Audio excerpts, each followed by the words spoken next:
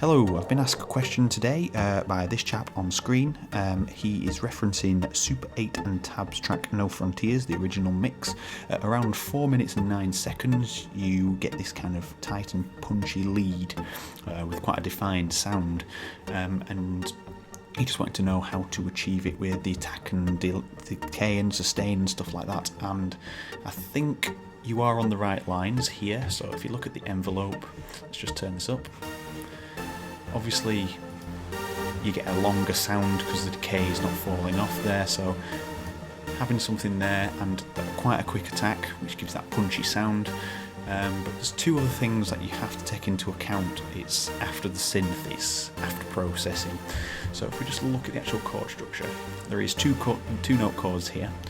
What I've done is doubled up the top note from this chord up here and reduced the velocities to a kind of a decent level that's not too imposing but adds that bit of sparkle. If we just remove those, okay, so you get the picture there. It just kind of have a bit more presence.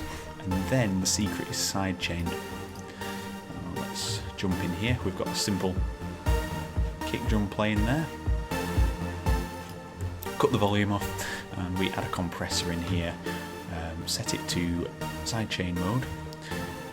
Drop the threshold down and turn auto makeup gain on. Off, sorry, because it's always on when you first start. And then obviously turn the volume down on your trigger, make sure your trigger is hitting 4 to the floor, and what you want to do is add it into sends.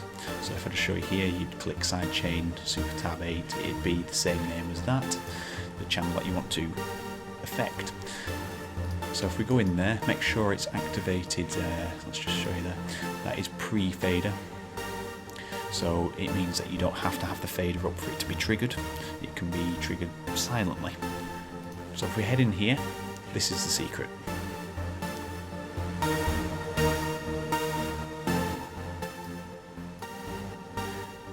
So now, as you can hear, some of those notes are quite punchy and it's a bit more solid.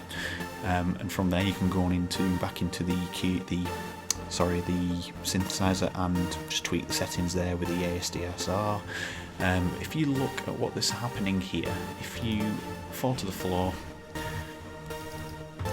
and you can see on the beat, on the beat, on the beat, on the beat, those ones that are on the beat are being abruptly cut off, so you kind of get this spike, this punch, and I think that is where kind of the main elements are coming from the use of sidechain compression.